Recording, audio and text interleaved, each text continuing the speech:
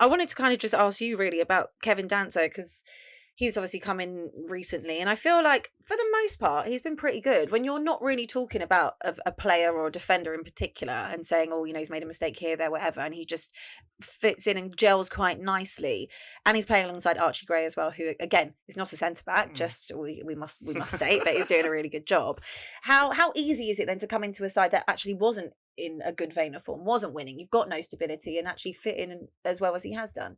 For me, he had everything to win because he had everything to gain. He comes within a team that defensively there's no players, no recognized centre back. He's a machine physically, and that's why I think that's why he's gonna fit to the Prem, because he's tall, he's got a good feet. So he came with a bag of energy, a bag of positive energy, and I think that his way of playing suits the handball style. And there was a defensive crisis, so for me, it's not easy to come in. But for his sake is different than the Matthias Tel, for example. Matthias Tel is a striker. He thinks too much. Maybe sometimes he's a defender. You know what? Let me defend first, then maybe solid. Yeah, that's what I like. I like that about him, that he just looks like he likes to defend, which a lot of defenders don't do these days. He doesn't try to be so fancy and have a look at me. Look how good I am. Yeah.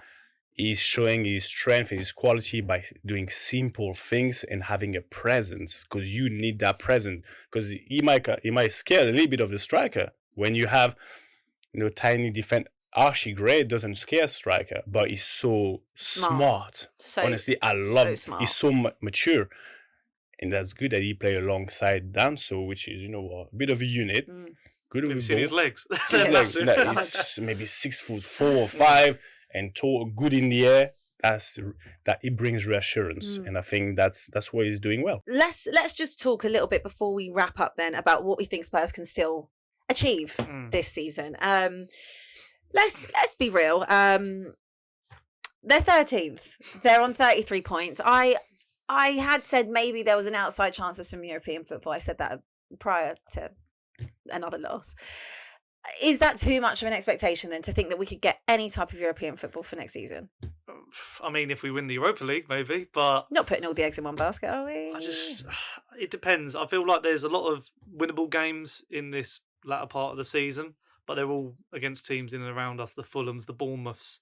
And, in the reverse fixtures, we struggled in these games, but then Fulham have fallen off a cliff. So it's really hard to judge what could happen. If we get, as we say, Solanke, Mickey van der Ven, Romero back, and we've got that full squad, I've got hope we could go up the table. I'd say if we could finish anywhere like 8 upwards, that'd be a really good season. 8 upwards would be lovely right now. I think we're I can see 10th. I can just see mid-table and putting our eggs in this Europa League basket. Well, then they're 9 points off the top half. There is only 2 points between 6th and 10th though when you get there, and our goal difference is much better than everyone else's, plus 14. So there is that in mind. What do you reckon on that? Yeah, I reckon Spurs can finish top half of the table, because it's all about a momentum. Now they were having a momentum, 3 wins in a row. Now it could have been 4. I think they bounce back. Bounce back not only because of the players that, the fact that they got players back give Ange more option. So there's less pressure. You know in the back of your head that, you know what, if a system or some of players don't work, you have quality and have a reliable player. And the connection between players, that's what is important. When you have players back, it's not only individuals, it's, this player works so well with that many players. So therefore, you have pattern of play that and they're going to work. When you see Brennan Johnson.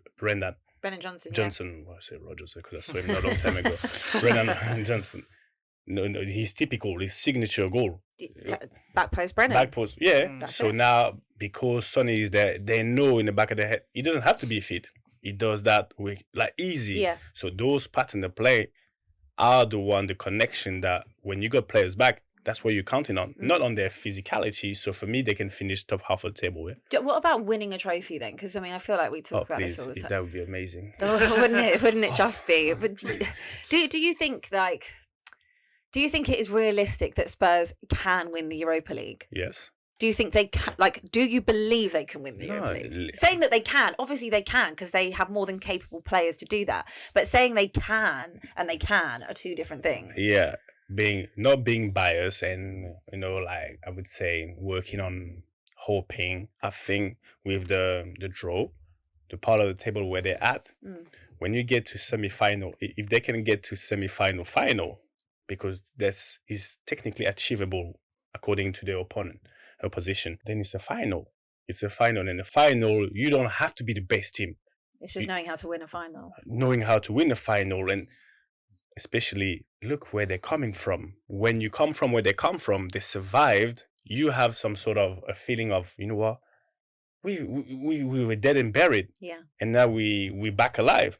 So what could be the worst thing that's gonna happen? Nothing. We were dead, so now let's go and win stuff. So for me, that's how I would play with them. If I would talk, I would but I would really craft my message and everything about, you know what, guys, it's all in here.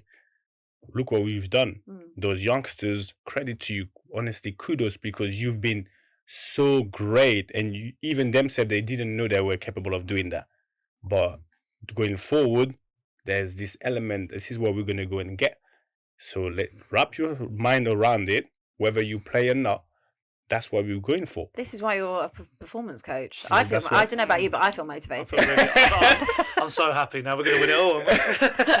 I feel really, really motivated. And you're right. Like, they are young players. And when you look at the likes of an Archie Gray or a Bergvall in particular, and we'll put Jed Spence in there as well, even though he's not 18, but coming into that side and doing what they've done and carried Spurs, even though we haven't always got the result, it's huge. And Ange has been very, honest and said that during this terrible period of time for the last kind of 3 months, he would have learned a lot about those players, and also they'd have learned a lot about themselves, wouldn't they? Their character. They have, honestly, they've built a character. That's something you can't buy at a corner shop. Yeah. They have a really strong character.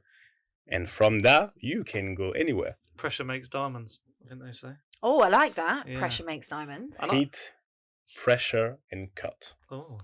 Right? They're diamonds. They go through heat and extreme. To be a real diamond, like, Abby would like to have on her finger. But you're going to go through... you're going to go through extreme heat. That's what they're going through. Extreme pressure. Then, if it's not enough, there's the cut. Then you're a real diamond. I think they're about to get cut, and then they'll be a real diamond. I actually think we haven't even been that good in the Europa League, have we? We actually haven't. But we've got results. So that's what matters. Who cares? And that's what I mean. In a Nobody competition, cares. It doesn't matter. It doesn't matter. It doesn't matter. Look at And do you Real know Madrid. what? Exactly. Real Madrid don't always put in the best performance. They just get the job done. It's a mentality thing. It 100%. all stems back to that. And I don't need a diamond. I am the diamond. That's what I'm talking about, yes. Exactly. That's a good answer. There we go. And on that note, that is all we've got time for this week on Inside Spurs. What a lovely show. What a lovely episode. A huge thank you to Sonny. Thank you for coming back with us. Thank you. And thank you so much for finding time to come and see us. I hope you'll come back again, Seb. So we will see you next time, and come on, you Spurs.